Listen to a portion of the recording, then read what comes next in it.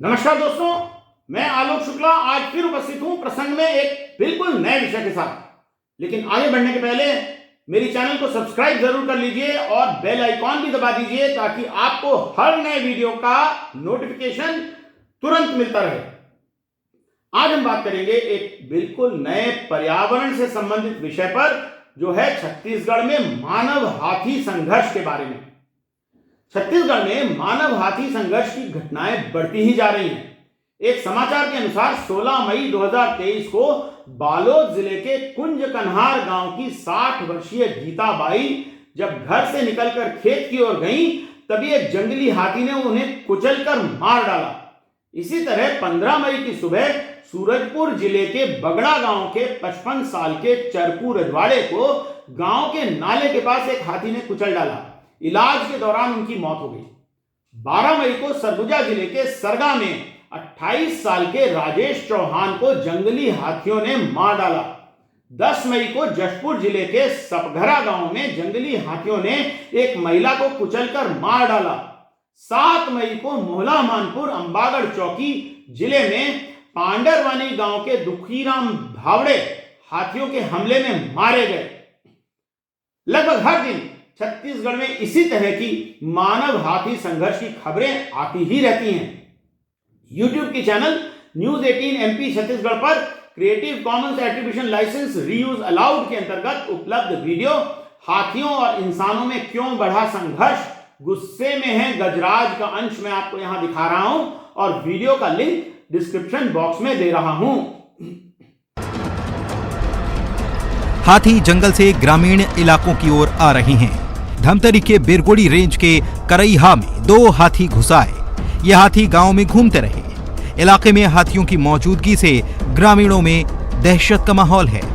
पेंड्रा के मरवाही और कटघो में हाथियों का आतंक है।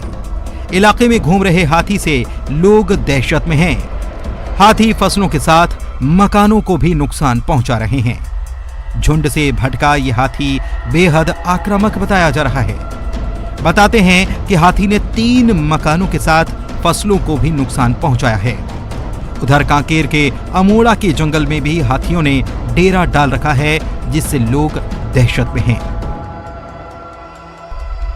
हाथियों का बसेरा जंगल होता है। ऐसे में अगर हाथी रिहायशी इलाकों में आ जाएं, तो इंसानों के साथ हाथियों को भी खतरा है। जशपुर में ऐसा ही हुआ। तब करा वन परिक्षेत्र के बरकसपाली में एक हाथी को करंट लग गया। हाथी को बिजली का खंभा गिरने के दौरान करंट का झटका लगा, जिससे हाथी करीब काफी देर तक बेहोश रहा।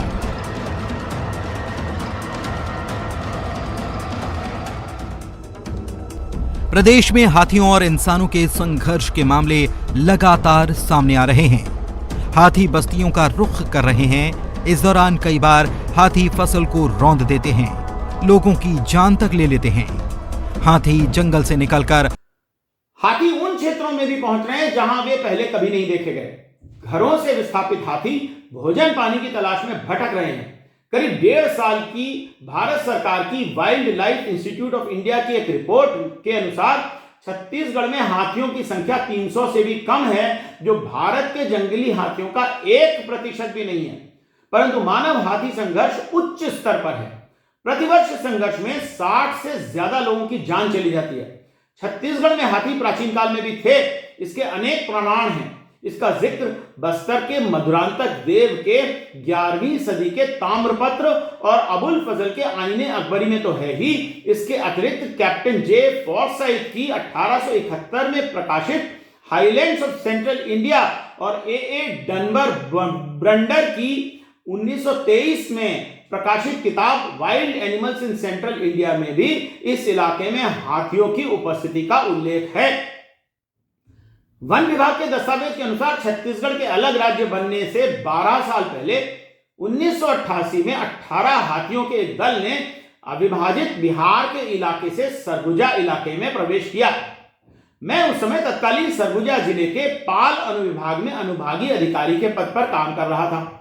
कहते हैं कि उस समय तत्कालीन बिहार राज्य और वर्तमान झारखंड राज्य के बेतला राष्ट्रीय उद्यान में महीनों तक वेतन नहीं मिलने के कारण वहां के वन विभाग के कर्मचारी हड़ताल पर चले गए थे।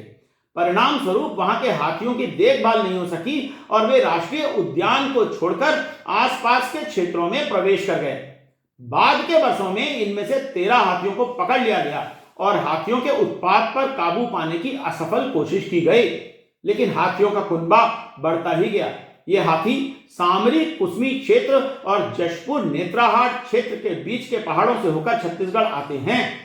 सितंबर 2002 में छत्तीसगढ़ में केवल 32 हाथी थे।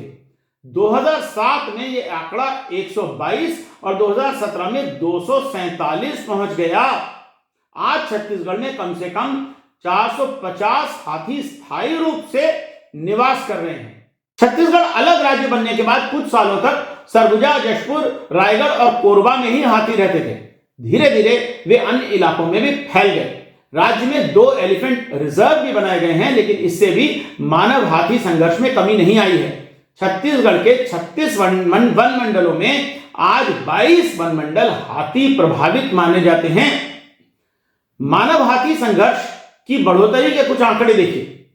साल 2000-2001 में कोरबा जिले में हाथियों द्वारा फसल नुकसान के 21 मामले दर्ज किए गए थे। 2005-06 में यह आंकड़ा 1490 तक पहुंच गया। पड़ोसी जिले रायगढ़ में 2000-2001 में हाथियों के हमले से 1 व्यक्ति की मृत्यु हुई थी।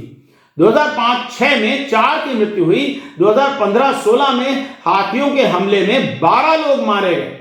2019-20 में अकेले रायगढ़ जिले में हाथियों के हमले से मारे जाने वालों की संख्या 18 पहुंच गई।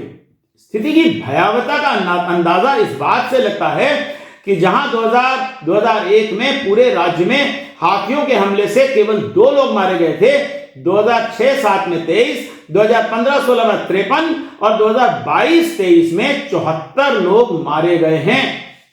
मानव हाथी संघर्ष में हाथियों की मृत्यु भी लगातार हो रही है।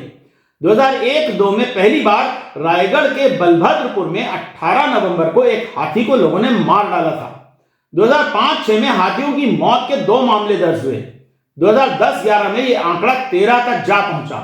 2016-17 में 16 हाथियों की मौत हुई। 2022-23 में 19 हाथियों की मौत हुई। इनमें से 7 हाथियों को हाई वोल्टेज करंट से मारा गया है। जहां 2001-02 से 2010-11 तक राज्य में कुल 42 हाथियों की मौत हुई थी, वहीं 2011-12 से 2022-23 तक राज्य में 157 हाथी मारे जा चुके हैं। भारत सरकार की रिपोर्ट के अनुसार विकास कार्यों के कारण मानव हाथी संघर्ष बढ़ा है। विशेषकर झारखंड और उड़ीसा की खदानों के कारण वहां के हाथी छत्तीसगढ़ आ रहे हैं। छत्तीसगढ़ में भी कोयला खदानें बढ़ती जा रही हैं। इस कारण हाथियों का रहवास बुरी तरह से प्रभावित हुआ है। कोयला खदानें हाथियों के रहवास वाले इलाकों में ही खुल रही हैं। साल 2011-12 में छत्तीसगढ़ में लगभग 114 मिलियन टन कोयला उत्पादन होता था। आज यह बढ़कर 161.9 मिलियन टन हो गया है। 2014 में सुप्रीम कोर्ट ने देश की 204 कोयला खदानों के आवंटन रद्द कर दिए थे। इसके बाद से छत्तीसगढ़ में खदान आवंटन बढ़ता ही चला गया। आज कोल इंडिया की खदानों के अतिरिक्त ऐसी कोयला खदानों की संख्या 23 है। वन्यजीव विशेषज्ञों का मानना है कि कोयला खदानों के कारण भोजन, पानी और सुरक्षित आवास की तलाश में हाथियों ने आबादी की ओर रुख किया है, जहां उन्हें मानव प्रतिरोध का सामना करना पड़ा, इसलिए हाथी आक्रामक होते चले गए। YouTube की चैनल वीडियो वॉलंटियर्स पर creative commons attribution licence reuse allowed के अंतर्गत उपलब्ध video pachyderms cause panic in rural Raigad में इस विषय पर बहुत अच्छी जानकारी दी गई है, जो मैं आपको दिखा रहा हूं और वीडियो का लिंक डिस्क्रिप्शन बॉक्स में दे रहा हूं। साथियों, अभी हम तमनार विकास खंड के ग्राम बरबाहली में हैं, जो बड़गांव का आश्रित ग्राम है। और यहाँ पे ये जो आप देख रहे हैं, हाथियों से सुरक्षा के उपाय जो हैं, ये सरकार ने जगह जगह लिख के रखा है। और यह गांव पूरी तरीके से हाथी प्रभावित है। एक तरफ हाथियों के लिए लाखों रुपए खर्च करता है और दूसरे तरफ EIA में सारे उद्योगों के खदानों के जब मंजूरी होती है तो यहाँ जानवर नहीं पाया जाता कहा जाता है। इन दोनों में से सच क्या है, इसको जानने के लिए मैं यह वीडियो बना रही हूँ, चूँकि मैं इस क्षेत्र की रहने वाली हूँ। क्या हुआ इस मकान में, ये काहे ऐसे फट गया है भारी बरसात में? नहीं, वो हाथी आए थे और 3 हाथी आए थे। एक हाथी उसको मारा और फिर अपवास निकल गया है। प्यारी यादव का मकान है। 40-50 ठो हाथी आते हैं, डेली आते हैं जंगल किनारे किनारे। अभी बीच में एक बेनीपाट के सामने जंगल है, वहाँ पे मार दिया पटक के। उसका फॉरेस्ट विभाग कोई मुआवजा दिया है? 10,000 का बताया था और 2 लाख रुपया बाद में दूंगा ऐसे बताया था। हमारे गांव ला हाथी एकर बर घुसत है कि उद्योग है, बड़े बड़े फैक्ट्री है, कोल कारखाना मन है, एकर चलते ओकर घर उजड़ जात है, जंगल उजड़ जात है। एकर कारण बर ही बस्ती ला घुसत है हाथी। कम से कम आज 40-45 साल हो गई हम हाथी ला देखे बर नहीं मिलत रही से। हाँ। लेकिन हफ्ता में आज कम से कम 30 हाथी 40 हाथी हर हफ्ता भैंस गड़ी ला पहुँचाते। हमारे यहाँ उद्योग फैक्ट्री और न बनाए, जो जितना बन गया है, नहीं तो बड़े जानवर और ज़्यादा संख्या में आएंगे। लेकिन हाथी अब उत्पाती हो गए हैं। हाथी यहाँ पे लोगों के फसलों के साथ साथ इनका हत्या भी करने में उतारू हो गए हैं और इनकी मांग है कि यहाँ को हाथी रहवास क्षेत्र यानी कि हाथी कॉरिडोर घोषित कर दिया जाए, ताकि कोई भी अन्य उद्योग कंपनी खदान के नाम से गांव न उजाड़ा जाए। पहले भी केलो बांध परियोजना से प्रभावित यह गांव है और यहाँ पे के लोगों के सारे कृषि की जमीन केलो बांध परियोजना की बलि चढ़ चुकी है।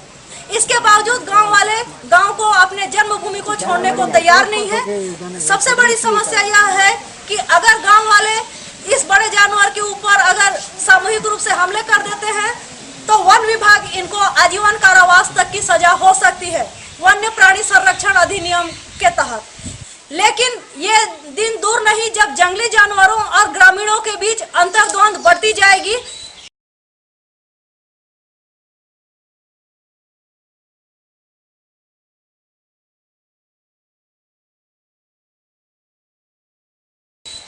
मैं सविता, रायगढ़, छत्तीसगढ़, इंडिया अनहर्ड के लिए। भारतीय वन्य जीव संस्थान ने अपनी रिपोर्ट में बताया है कि हसदेव का जंगल हाथियों के पुराने रहवास का इलाका और आने जाने का कॉरिडोर है।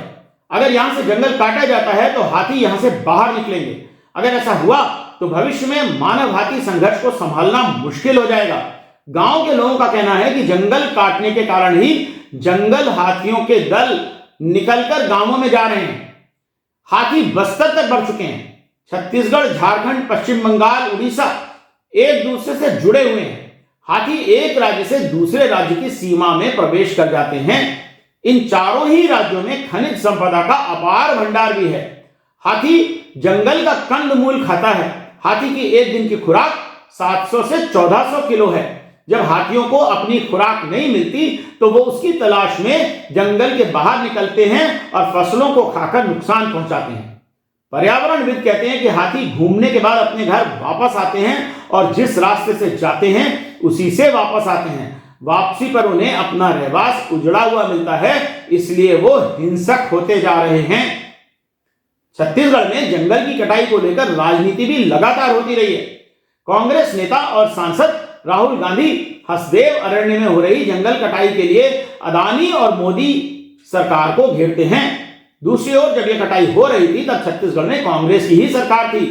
नवनिर्वाचित मुख्यमंत्री विष्णुदेव साय जी का कहना है कि पेड़ कटने की मंजूरी तो कांग्रेस सरकार के दौरान ही दी गई थी।